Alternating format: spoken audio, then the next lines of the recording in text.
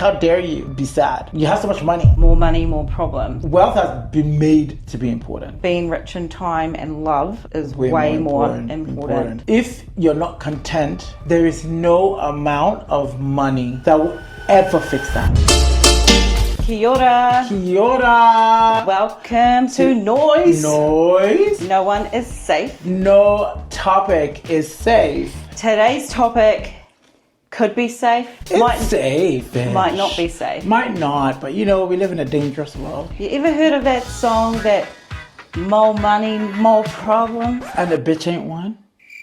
No. So is that not that? Oh, it's 99 problems. Oh my God. I just want to say a quick thank you to our sponsor, Tui Medical. Check out their website at www.tuimedical.co.nz and register. Obviously, the background of this topic is about money and wealth. Yes. I think that's a very current topic, and that's because, like, in today's world, money seems to be very, very important. And the question we're literally trying to ask or debunk is, have we been programmed to like money because it gives us happiness? Is that the reason, or can we actually achieve that without being comfortable? Yeah. And the other thing is, even though people are so excited about having a lot of money, most of the population will be on a loan-based existence. So this society is, you're owing everything. Yeah. You know, and it's that is it? Do we really own all these things? They say, oh, this person's worth that and that and that. They're living in like a $10 million house, but they actually never paid $10 million for that house. They're paying like money every month or whatever. Yeah. So it was just really an interesting way to kind of delve into this topic about wealth and money and why it has such an influential role. Yeah. For us as a society and individuals, really. I guess everybody's got different takes on it, right? Exactly. From how they grew up, understanding money, the jobs that they have, you know, how much they make, what their outgoings are. Some of us have a lot of outgoings. Or that frivolous outgoings. And some people obviously have like kids, and they have like multiple, they have like 500 children. Yeah. So they have a lot of outgoings that way. Children are expensive. They are, you know, little brats. Like, I used to call them, well, still do, dollar munchers. So growing up for you, what was your relationship with money? What was the environment like? Because obviously the person you are today is generally, a lot of times, we're molded from. I guess growing up, we didn't have a lot of money. We grew up in a state house, which was, you know, the government obviously subsidises that housing. There were times if I'd go to a friend's house after school to play and see, you know, what they had, that was my first time of actually seeing, like, wow, yeah, that comparison of their house versus my house. I guess it never affected me majorly. Like, I was never embarrassed. I'd still invite them to my house to hang out after school and play and chill and do whatever we used to do, climb trees. What do kids do? I was never really a kid. I was always looking down a well and pondering about life and things. I was a weird kid. You're a weirdo. Do you find that even when you were a kid, in that scenario, was there a point where you were like, oh, I want more? Yeah, definitely. I guess, always wanted more. Even, you know, coming up to, say, intermediate school, which is middle school, I guess. Yeah. And I would see kids at school on Mufti Day, you know, wearing these labels and... Kitten heels? Not kitten heels, no. Too early for us at that stage? Yeah. Hopefully. Well, too early. But yeah, no, the labels, the clothing labels that I just didn't have. And I guess I've always kind of been that person where I was like, oh, I am who I am. Would be nice if I had that Billabong jersey, or obviously formed growing into, you know, adulthood. It was like, okay, maybe I have to work to get these things. And I guess that's where the work ethic came into it all, because it's like, okay, it doesn't fall out of the sky. Yeah. So I have to get it somehow. So why not? Yeah. Just go do it yourself. Focus on work. Cute. What about yourself? I mean, growing like, up? I feel like for me, and this is why I always be so, I'm like super grateful. And I think about it now, money was never, like for us when we were kids, we were comfortable enough for our parents to like kick us out to go to boarding school and just fuck off kind of thing. So for me, money was always something that I never thought of. Yeah. And even growing up, like in my younger years, I was very frivolous. I didn't have a relationship with the value of money. For example, in college, I would be one of those people who would spend my money to like $0, knowing that, okay, you have an allowance. Why don't you wait? Like, what you don't, your money doesn't have to finish. Yeah. Because you're getting just because it's more, there. Yeah, because more is coming. Like, and you're like, oh well, it's just 2 more weeks. I'll just like eat noodles for the next 2 weeks. And that to me is only when I started obviously working and earning money myself, realizing that is a very, very dangerous way to live. And I only realized that I was doing that because I did not actually have any relationship. I didn't know where it came from, didn't care, never thought about it. And it's only when you now actually start thinking about when you're working and knowing that you I have to work these many hours. Yeah, to get that. I'm like, damn, is that what happens? So for me, it was, and that's why I always like would say like, thinking about my parents and be like, oh yeah, they did give us a comfortable life. Yeah. But they did not teach us, the value of it. And I don't know if it's something that can be taught. I think it can be. Or do you just have to live through it? Because even growing up, we'd never had jobs. And for me, it was a huge adjustment being an adult. Like going into like a job where you have to be in all that. I remember in uni, I tried. Yeah. With one of my best friends, Femi, and we got a job in a jeweler's to just oh my sell. God, I've never heard this story. Oh, have you not? No. We were working in a jeweler's, and like a shop. Yeah, a shop, yeah. And he'd get up and be like calling like, oh, so we're running late. And I'm like, do we have to go? And he's like, yeah. Like it's, you're committed to. Like I understand getting up to class. Yeah, I understand but the concept of that, I have to go. I'm like, for me, it was again a side thing where like it's like, oh, if you don't want to be broke for the last 2 weeks of the month. Yeah. Which I was clearly very comfortable doing, but he was not. So he's he understood. Yeah, because his parents were they're like, yeah, no, you're not. I could call mine and be like, oh, I'm a bit short this month. Like, can you send it a bit earlier or whatever? And they'll kind of semi-growl, not really growl, but they would always do it. So I never actually had any repercussions. Yeah. So I did not like, it's only when I was obviously as an adult realized that you guys did not. Again, not blaming, but no. Yeah. No, I don't think there's no rule book. When you have kids, like you turn to chapter 7 and it tells you how do you deal with a brat? Just, how do you teach your children about the value of money. But that's interesting. I guess there's so many people out there with similar stories who haven't had to think twice about where the money comes from and just mummy and daddy will transfer it when I need it kind of thing, versus the kids who have literally grown up with no pocket money, whether they're doing chores around the house or not, or growing up being taught just you tick everything up, everything's on loan and hire purchase. Yes, or you wins everything. Yeah, like there's so many factors to it, and what is right and what is wrong. And that's a good question. I think understanding the value of money, especially in a money-driven society, I think it's really, really important, because the same way I always think about when people win the lotto. Yeah. When I'm winning the lotto, and I got like, oh my God, if I win the lotto, I'll die, because and it's like, why do you think you'll die? He's like, oh, I'll just like, blow it all. And it's like, the only reason that would happen is if you don't understand the value of what you have, then you'll know what the potentials are to do with this. Making those smart moves, right? Investing in a portion of it, and obviously splurging and treating yourself. Yeah. But again, if you understand the value of it, yeah, the same way even like a baby mama can ask for like $500,000 a month. I want to know something, Hoana. Mm-hmm. I know you're not, money is not a big factor in general for you. You look at it, take a life as a whole.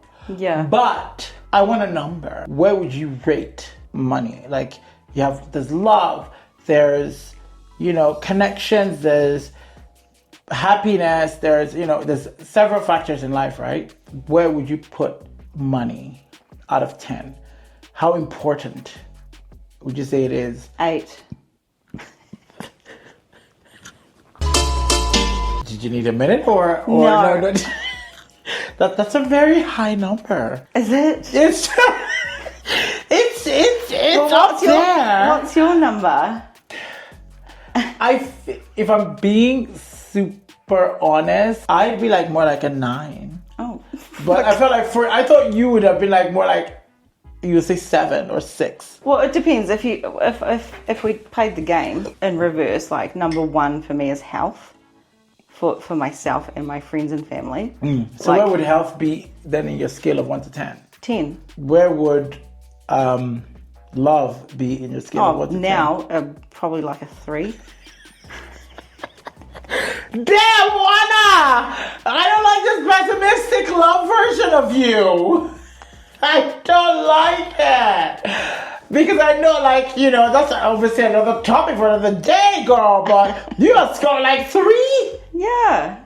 At a push. God damn it. I'm afraid of asking the next question. Because, so in that hypothetical 3 out of 10 situation that you were choosing a partner. You know how girls these days, and it's not really these days, it's always where they think that the money their partner earns is really important, or potential partner. I was going to use the word financially stable. Yeah, actually, use financially stable. Because I think it's important. Yeah, I don't expect him to be super rich and fly in a private jet. Oh, look, I wouldn't say no. Yeah. So in real life, definitely important to have a partner that, is stable financially, but has the same values around the whole money thing as me, and knows that, if you work hard, you are rewarded and you can live a nice life and go on holidays and have nice things. If he works hard, but what he gets is not a lot. So it's less than me?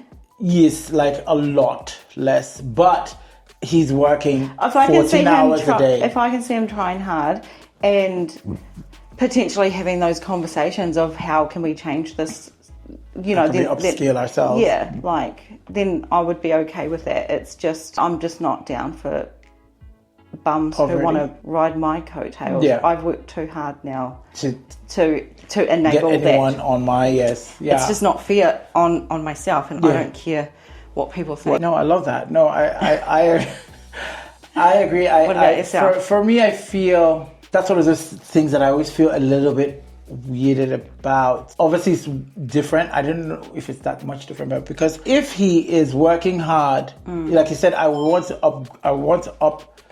Get him doing a lot more. Yeah. I'd say, how can we improve your situation? Yeah. And get you earning more? But what if he doesn't want to earn more, but also doesn't ask for more from me?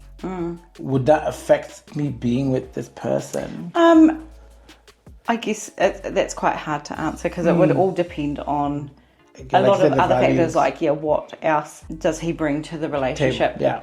What do I bring to what does the whole package look like? Yeah. It's, historically, the losers and the bums that I've had in my past. I'll just repeat that. Shots! You guys, you know who you are. You be watching. Let me repeat that. So for the losers and the bums who I've had in my past, and I've never judged them at the time. No. It's when they continue to lie and cheat and remain treat bums. Yeah, but when you're bringing that other negative stuff to my life on top of that. Yeah, on top of the fact that I'm carrying you already, and you still want to lie and cheat. Good on you. Like, fuck off. So anyway, I think we don't actually ever flash money. Nah, that's the thing. But I think they Definitely just see how we exist. Yeah. And they just assume that, these are now, they're only going to want money. And I've had, even when I was still in the dating pool, thankfully not anymore for now, where it would be like they find out, you're a doctor. So I don't even have to be flashing or anything. They just instantly think you must earn a lot of money. And I'm like, no, I'm doing literally like some 70-hour weeks to be able to live the life that I know that I want and I like. But they don't know you might be sending money to my family and to your family it's just really interesting that people's assumptions and perceptions of others. So it's one of those things that people, guys, just be aware. Sometimes what you see on face value, if you've not ever checked it out, don't make assumptions. So have this cute little segment for you. Okay. So it's called Thoughts, and it's like, I want to give you some statistics, because I also want to talk about wealth. I'm talking about, and when you can't talk about wealth without talking about how it's distributed in the world. Okay. So I stumbled across a lot of data. One more importantly, when I was researching this topic, and it blew my mind, and I'm like, fuck, I need to run this by Hoana and see what she thinks. Okay. So this statistics was done in 2023. Okay. And the statistics says it's a US based statistic, and what they researched and found out is that in the US, 400 white men, have the cumulative wealth of all 41 million African Americans in the US. 400. So there are 400 white families whose collective wealth is more or equates to every single African American. I was like, wow. I could quite believe that. Yeah. It set me back in my tracks. Really? I was like, 400? Yeah. Oh, and they're like, and it's again that wealth, keeping it in, the rich get richer, and so their cumulative wealth of 400 families. Wow. Are equated to the total of the 41 million African Americans. The rich ones, the poor ones, everyone, the Hollywood ones, all. Wow. That's crazy. It is wild to me. Wealth has been made to be important, because at the end of the day, they're coins. It's coins, and then when, the coins just, paper. you couldn't carry that many coins. They're like, let's just, make it into paper. And then they're like, well, then paper after a while gets really heavy when it starts getting up. And they're like, let's make it digital. Yeah. Because I can't carry $1 trillion around in my paper wallet. My Velcro wallet. And not in my Velcro wallet.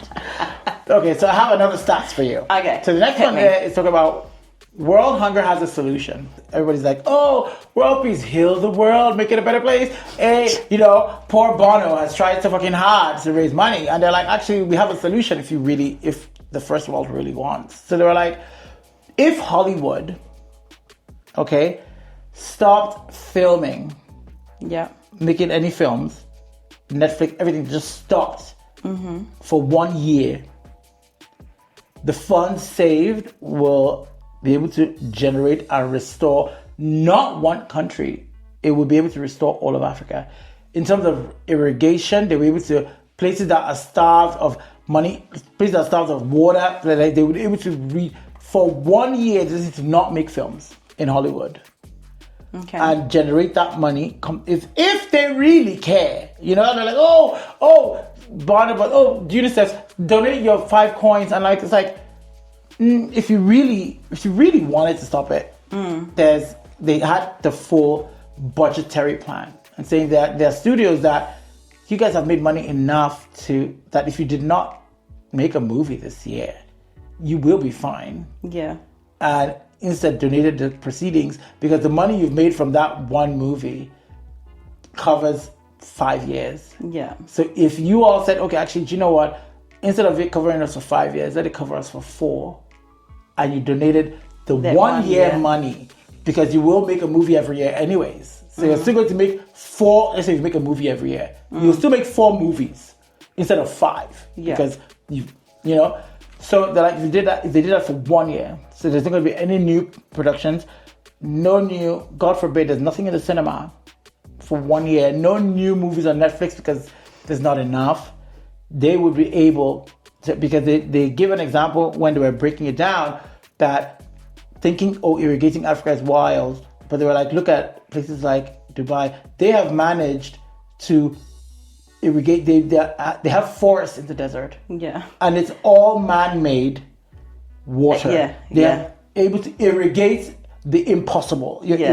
So it's not a wild thing. So there's no place that is that starved like the desert. You're going off against every possible element of nature that does not want water to exist there.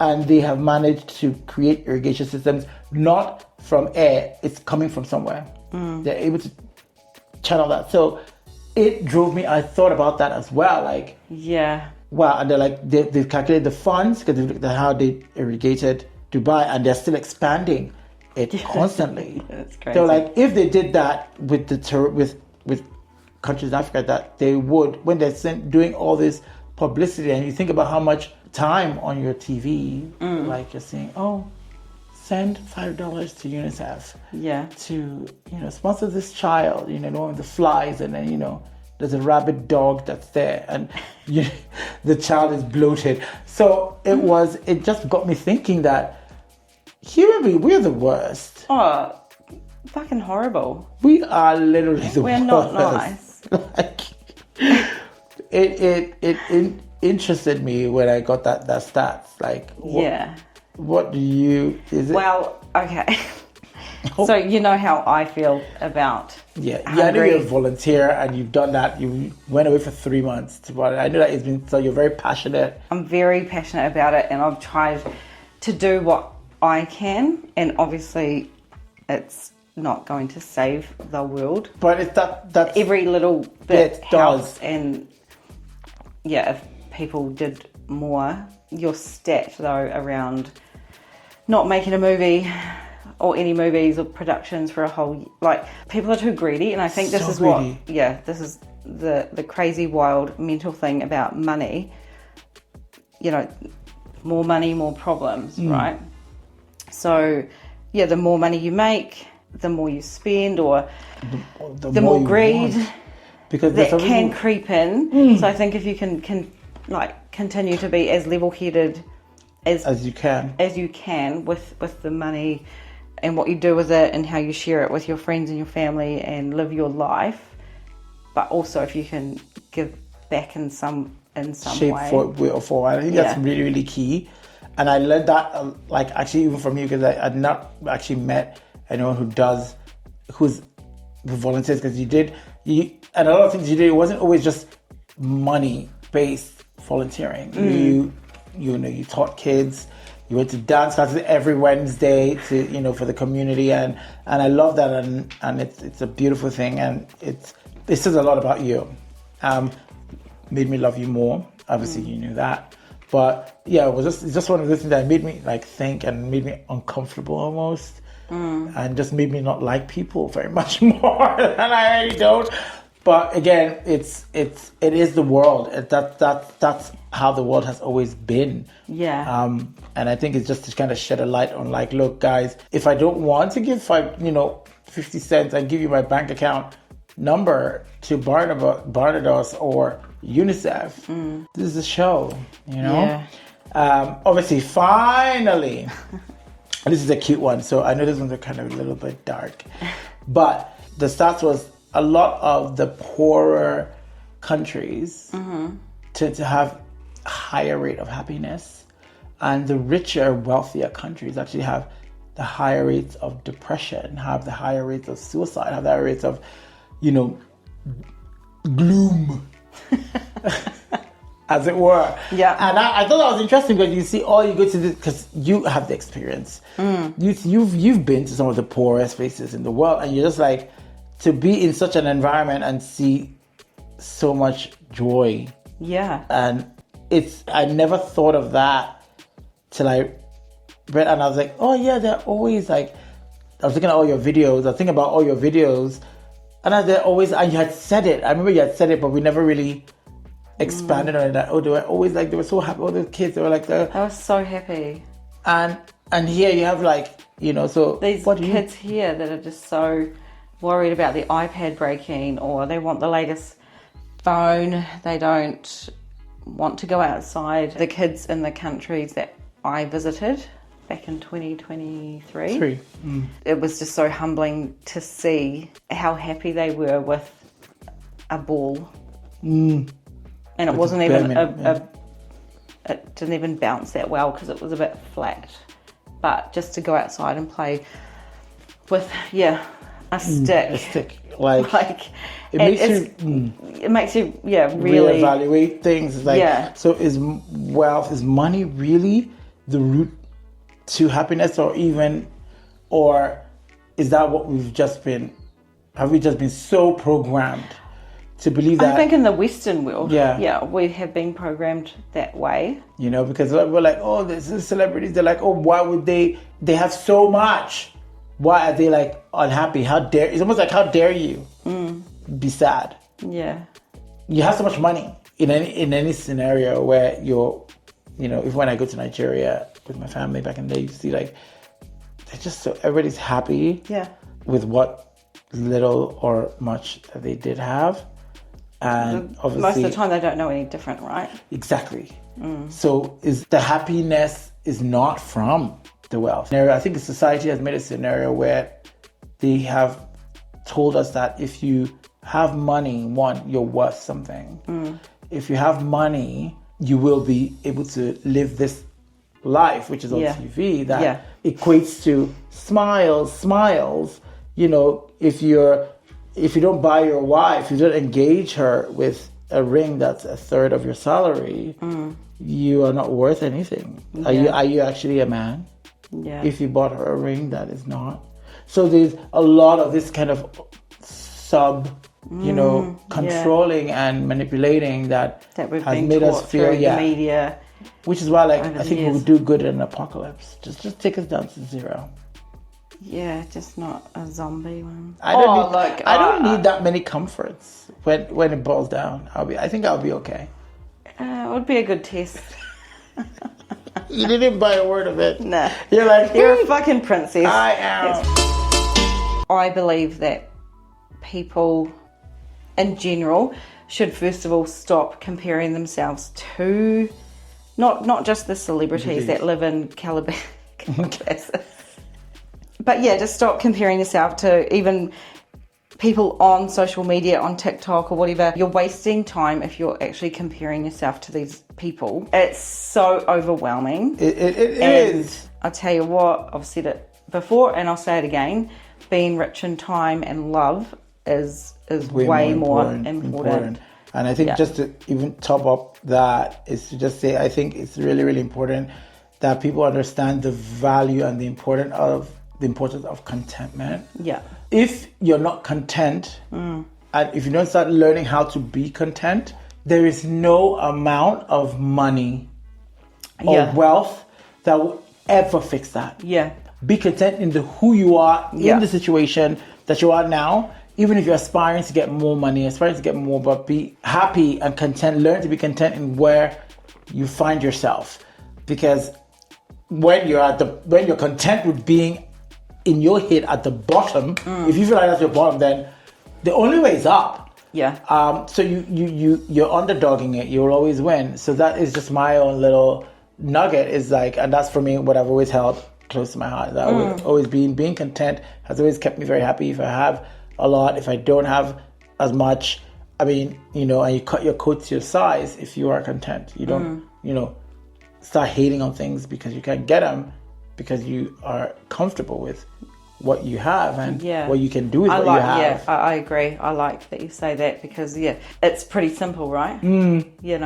that contentment. It just takes listening to yourself and like thinking about it enough. Yeah. And almost reassuring yourself that, look, actually, yeah, I'm never going to be that or this or that because I'm me. Yeah. This is my life. Yeah. You know, I could be also like a kid playing with a deflated ball in Africa as well. And I need to be able to know that that kid is happy because they're content. Yeah. This contentment is so key. Yeah. You know? But yeah. I just want to say a huge thank you. Well, we both want to say a huge thank you because, as always, we appreciate that you tune in and listen and comment and send through ideas or questions to us. So thank you. Please do keep sending them. Don't forget to subscribe. Like and subscribe to us. YouTube.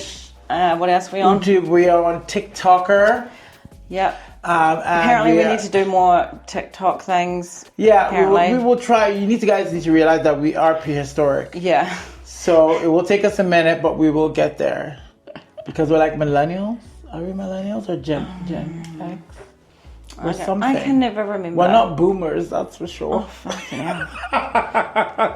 But thanks guys so much for joining us. And tune in next time to our little podcast here. So NOIS. NOIS. NOIS, if you didn't know that by now. NOIS, no one is safe. No topic is safe. We'll see you next time. Yay.